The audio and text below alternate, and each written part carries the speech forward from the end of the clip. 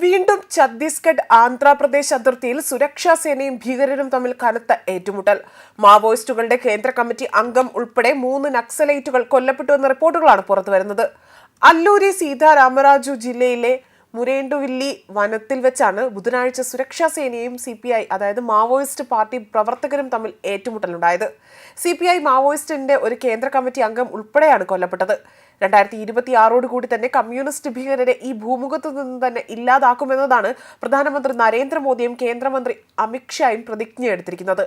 ആയതിനാൽ തന്നെ ഇരുവരുടെയും വാക്കുകളെ അനർത്ഥമാക്കുന്ന അല്ലെങ്കിൽ അക്ഷരം പ്രതി അനുസരിക്കുകയാണ് സുരക്ഷാ സേന ഇവിടെ ചെയ്തിരിക്കുന്നത്. രഹസ്യ അന്വേഷണ വിവരങ്ങളുടെ അടിസ്ഥാനത്തിലായിരുന്നു തിരച്ചിൽ നടത്തിയതെന്നും പോലീസ് അറിയിച്ചു. മരേഡുമില്ലി പോലീസ് പരിധിയിലുള്ള വേദി പട്ടണം വനമേഖലയിൽ മാവോയിസ്റ്റുകൾ ഒളിച്ചിരിക്കുന്നതായി പോലീസ് രഹസ്യ വിവരം ലഭിക്കുകയാണുണ്ടായത്.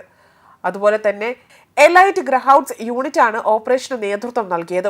സുരക്ഷാ സേനയുമായുള്ള ഏറ്റുമുട്ടലിൽ കമ്മ്യൂണിസ്റ്റ് ഭീകര സംഘടനയുടെ കേന്ദ്ര കമ്മിറ്റി അംഗം ഗർജാല രവി എന്ന ഉദയ് കൊല്ലപ്പെടുകയും ചെയ്തു. ഉന്നത വനിതാ മാവോയിസ്റ്റ് നേതാവ് അരുണ എന്ന രവി വെങ്കട ചൈതന്യ, മറ്റൊരു അജ്ഞാത മാവോയിസ്റ്റ് നേതാവ് എന്നിവരും ഏറ്റുമുട്ടലിൽ കൊല്ലപ്പെട്ടു. ഒഡീഷ അതിർത്തിയിലുള്ള ഛത്തീസ്ഗഡിലെ ഗരിബാദന്തിൽ സുരക്ഷാ സേനയുമായുള്ള ഏറ്റുമുട്ടലിൽ കൊല്ലപ്പെട്ട മറ്റൊരു കേന്ദ്ര കമ്മിറ്റി അംഗം പ്രതാപ് റെഡ്ഡി രാമചന്ദ്ര റെഡ്ഡി എന്ന ചലപതിയുടെ ഭാര്യയുമായിരുന്നു അരുണ. അതേസമയം നാടിന് വിപത്തായി വളരുന്ന 5 കമ്മ്യൂണിസ്റ്റ് ഭീകരരെ കഴിഞ്ഞ ദിവസം സുരക്ഷാ സേന വധിച്ചിരുന്നു. 2026 കൂടി തന്നെ നക്സലിസത്തെ തുടച്ചു നീക്കുമെന്ന് കേന്ദ്രമന്ത്രി അമിത്ഷായും ഒപ്പം തന്നെ ഭീകരരെ ഈ ഭൂമുഖത്ത് തന്നെ ഇല്ലാതെയാക്കും അല്ലെങ്കിൽ തുടച്ചു നീക്കുമെന്ന് പറഞ്ഞ പ്രധാനമന്ത്രിയുടെയും വാക്കുകളെ സുരക്ഷാ സേന അക്ഷരം പ്രതി അനുസരിക്കുകയാണ് ചെയ്യുന്നത്.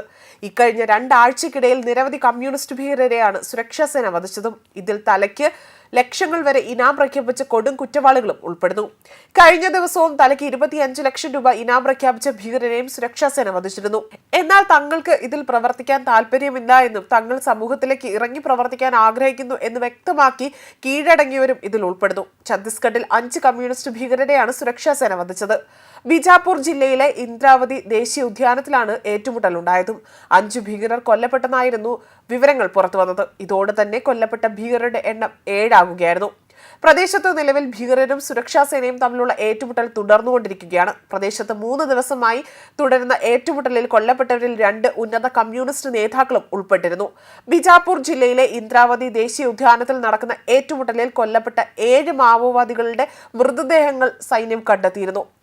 അതിൽ 5 പേരുടെ മൃതദേഹങ്ങൾ കണ്ടെത്തുന്നത് ശനിയാഴ്ചയാണ്. കൊല്ലപ്പെട്ടവരിൽ 2 പേർ സ്ത്രീകളാണ്. പ്രദേശത്തു നിന്നും AK-47 തോക്കുകളും മറ്റ് സ്ഫോടക വസ്തുക്കളും ആയുധങ്ങളും വെടിക്കോപ്പുകളും അടക്കമാണ് കണ്ടെത്തിയതും എന്നതാണ് പോലീസ് പുറത്തുവിട്ട വിവരങ്ങളുടെ അടിസ്ഥാനത്തിൽ മനസ്സിലാക്കുന്നതും. ന്യൂസ് ഡെസ്ക് കർമ്മ ന്യൂസ്.